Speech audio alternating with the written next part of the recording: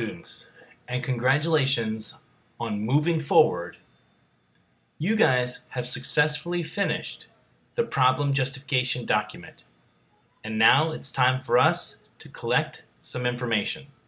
Welcome to the need for knowledge.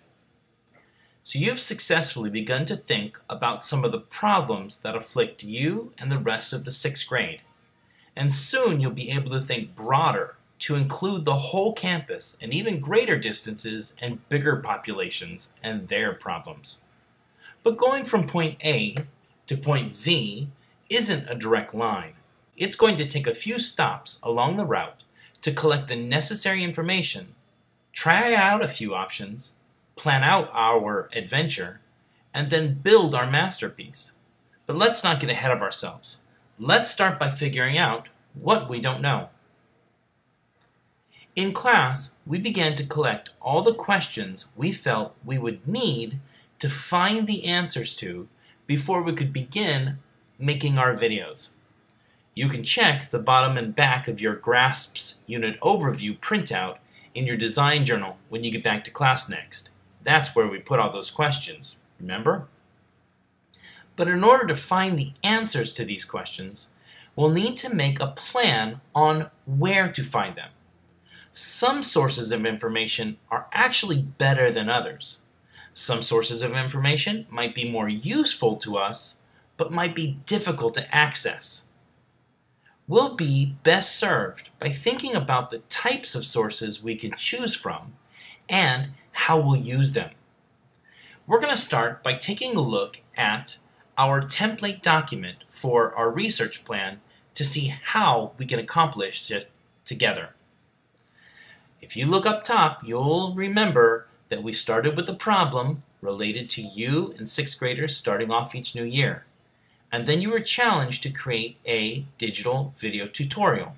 If you take a look closely at this template document, you'll notice it's broken into two major areas. The questions and the information needed area on the left asks you to list out the questions you have in an organized manner. Think about how you would organize that information. Would you go through the process of grouping them together by topic? Or would you rank them out in order of importance? It's your choice. Just know that often finding the answers to your questions might lead to more questions. We call those sub-questions. So, if you find an answer to one of your major questions, you can always go ahead and write a sub-question down below it and continue to find answers to that. The potential sources area on the right-hand side encourages you to describe some of the potential sources you might use to find your answers.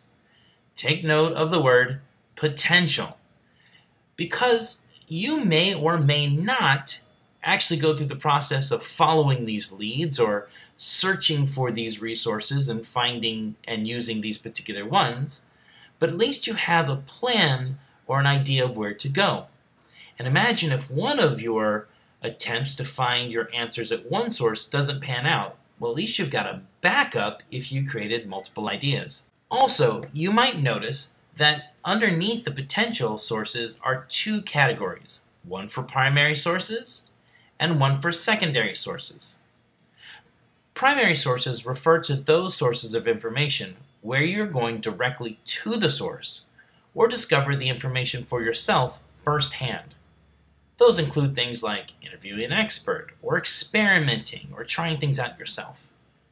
Secondary sources are those where the information was put together by an expert, but you're getting that information secondhand, like a website or a YouTube video.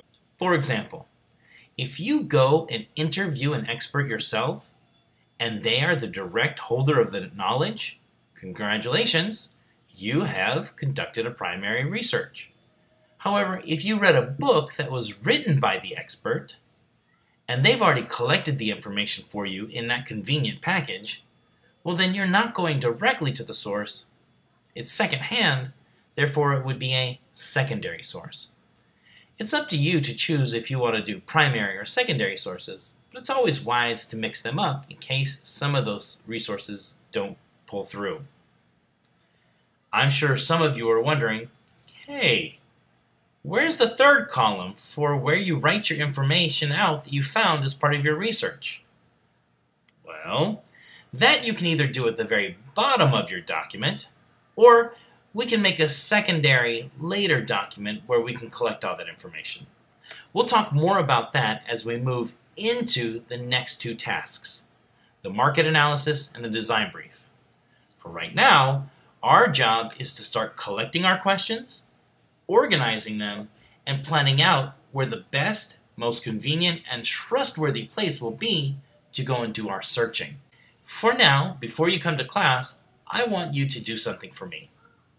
In the discussion area of your task in Classcraft, I want you to think about one question that you have about this upcoming unit. It might be related to digital video tutorials, equipment, software, different filming techniques. Maybe it's a question into the problem that you plan to research and focus on. Or it could be a logistical question, a question only I could understand that's specific to this unit. I want you to pick one question and write that question down in our class discussion area. Then, I want you to try and list out one or two specific or primary secondary sources that you feel would be good choices for you to try and find those answers. Be a little descriptive. The good news is when we're all done with this task, we can look back at this list and see all the different kinds of questions our classmates had and the knowledge that they feel that they want to know. And we can all benefit from that and use some of those questions for our own documentation. All right, I'll see you next class, and we'll begin working on your copy of the research plan. But for now, just start by trying to come up with one or two questions on your own and see if you can't figure out a good primary or secondary source that might work, and be specific. Notice in my example, I didn't just say find a web page or do a Google search.